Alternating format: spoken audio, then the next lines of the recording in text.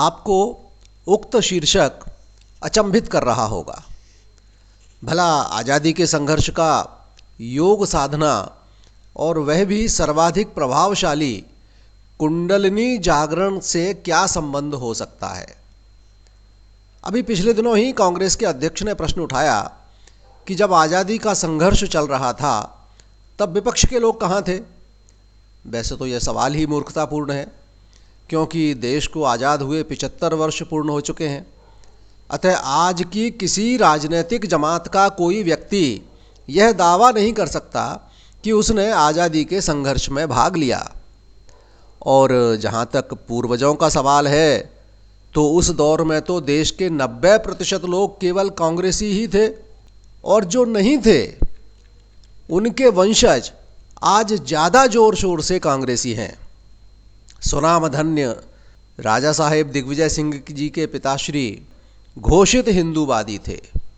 तो मेरे आगामी कथन से शीर्षक के दोनों अंश स्पष्ट हो जाएंगे। दक्षिण भारत की प्रमुख आध्यात्मिक विभूति अर्थात ईशा फाउंडेशन के सद्गुरु जग्गी वासुदेव जी के अनुसार कुंडलिनी जागरण योग साधना सर्वाधिक शक्तिशाली होने के साथ सर्वाधिक खतरनाक भी है।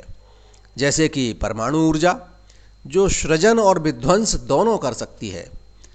स्वाभाविक साधकों के मन में भी आमतौर पर यही धारणा है कि इस साधना को अर्थात कुंडलिनी जागरण साधना को किसी गुरु के मार्गदर्शन में ही करना चाहिए। लेकिन शिवपुरी में एक महापुरुष ऐसे भी हुए हैं जिन्होंने न केवल स्वतः यह अनुभव पाया, वरन स्वशक्ति साधना के नाम से आम जन को भी इस हेतु प्रेरित किया। उनके अनुभवों की चर्चा से पूर्व प्रस्तावना के रूप में आइए तत्कालीन परिस्थितियों और स्वयं उन महापुरुष के जीवन वृत्त पर एक नज़र डालते हैं।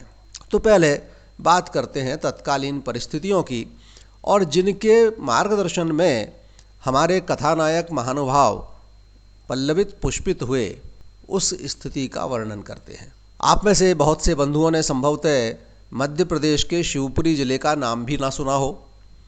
यहाँ की मुख्य पहचान है तो केवल इसलिए कि यहाँ 1857 के महान सेना नायक तात्या टोपे को फांसी दी गई थी।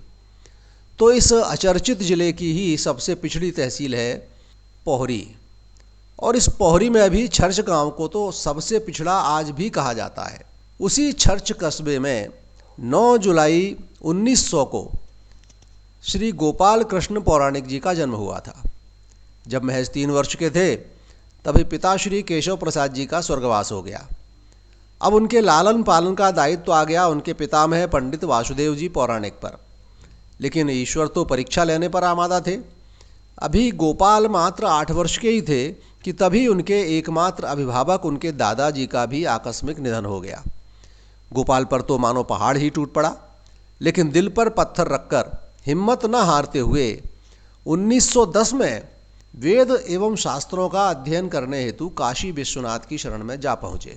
बनारस में अध्ययन करते समय ही उनका संपर्क उस समय के महान विद्वान व राष्ट्रभक्त डॉक्टर केशव देव शास्त्री से हुआ। वे उनके मानो अभिभावक ही बन गए। शास्त्री जी की प्रेरणा से, उनके सहयोग से पौराणिक जी अंग्रेजी का अध्ययन करने हेतु 1912 में ब्रिटिश इंडिया की नई राजधानी दिल्ली जा पहुँचे। किशोर अवस्था में ही उनका संपर्क उस समय की महान विभूतियों से हो गया था, जिनमें प्रमुख थे लाला Lajpat Rai, Bal Gangadhar Tilak, Bipin Chandra Pal, Rai Bahadur Pyarelal, Swami Sahajanand, Pandit Motilal Nehru, Annie Besant, doctor NS Hardikar आदि आदि। उसी दौर में कांग्रेस के लखनऊ अधिवेशन में भाग लिया और गुरुदेव रविंद्रनाथ टैगोर द्वारा स्थापित श्री निकेतन संस्थान एवं ग्रामोत्थान कार्यों का भी अध्ययन किया। गांधी जी के साबरमती आश्रम में 6 महीने रहकर वहाँ की कार्यपद्धति का भी अध्ययन किया।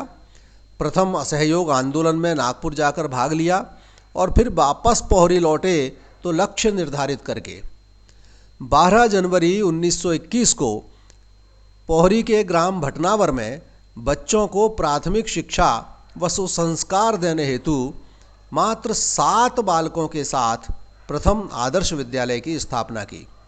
इतना ही नहीं तो पौराणिक जी ने काकोरी कांड के राम प्रसाद बिस्मिल आदि क्रांतिकारियों को गुप्त रूप से पूर्ण सहयोग प्रदान किया। कुछ को तो आदर्श विद्यालय में नाम बदलकर छात्र दर्जा दिया गया। बिहार के मोस्ट वांटेड क्रांतिकारी ब्रह्मचारी को आदर्श विद्यालय में अध्यापक बनाकर रखा गया। पौराणिक जी ने शिवपुरी श्योपुर व ग्वालियर पोहरी का जो चौराहा है, आज भी है, वहाँ एक झोंपड़ी बनवाई और नाम दिया कल्याण कुटी। आदर्श विद्यालय के पूर्व छात्र श्री वैदेही चरण पारासर को कल्याण कुटी की व्यवस्था का दायित्व दिया गया। उसी दौरान एक सार्वजनिक सभा में पौराणिक जी ने छुआछूत को लेकर उसकी हानि बताते हुए एक उद्बोधन दिया और कहा कि हम सब एक ईश्वर की संतान हैं, अतः जिन्हें अछूत माना जाता है उनके साथ भोजन करने में कोई आपत्ति नहीं होना चाहिए।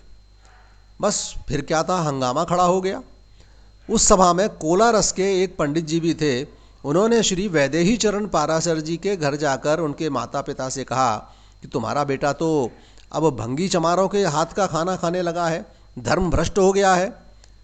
बस पारासर जी के माता पिता कोलारस से पोहरी आ धमके और आमरण अनशन की धमकी देकर वैदेही चरण पारासर जी को अपने साथ वापस ले गए। ये अलग बात है कि बाद में वैदेही चरण पारासर जी शिवपुरी में आज़ादी के बाद सांसद भी बने, लेकिन उस समय तो वापस हो गए। पौराणिक जी ठहरे धुन के पक्के, काम तो चालू रखना ही था। तो विचार किया कि अब कौन व्यक्ति इस कार्य के लिए उपयुक्त हो सकता है। तो उन्हें श्री नारायण दास जी त्रिवेदी का ध्यान आया, जो उन दिनों हिंदू कॉलेज दिल्ली में अध्ययनरत थे। उन्होंने नारायण दास जी को संदेश भेजा तो वे अपनी पढ़ाई बीच में ही छोड़कर देवोत्थान एकादशी के पवित्र दिन पोहरी आ गए। कुछ ऐसा ही श्रद्धा भाव था उस जमाने की युवा पीढ़ी में श्री गोपाल कृष्ण पौराणिक जी के प्रति। वे अपनी पढ़ाई छोड़कर आ गए। नारायण दास जी त्रिवेदी ही वे महामानव हैं जिनका वर्णन हम अगले एपिसोड पे करेंगे और उनके कुंडलिनी जागरण अनुभव आपस में साझा करेंगे। अब चलते चलते श्रीमान खड़गे साहब से एक सवाल पूछ लिया जाए। उस दौर के महान गांधीवादी कांग्रेसी जिनका वर्णन हम कर रहे हैं, श्री गोपाल कृष्ण पौराणिक, बाद में कांग्रेस छोड़ गए, इसे क्या कहेंगे खड़गे साहब? आज़ादी की लड़ाई आज की कांग्रेस ने नहीं लड़ी, उसमें तो आमूल चूल परिवर्तन हो चुका है। श्री गोपाल कृष्ण पौराणिक जी के जीवन के महत्वपूर्ण घटनाक्रम इस बात को सिद्ध करते हैं। 1934 में उन्होंने कांग्रेस से त्यागपत्र दे दिया। गोपाल कृष्ण पौराणिक शिवपुरी के पहले कांग्रेसी हैं। बाद के जितने स्वतंत्रता संग्राम सेनानी हुए सब उनके मार्गदर्शन में ही हुए। उन्होंने 1934 में ही कांग्रेस की असलियत समझकर कांग्रेस को छोड़ दिया था। 1938 में उन्होंने मुंबई से अंग्रेजी पत्रिका रूरल इंडिया का प्रकाशन किया।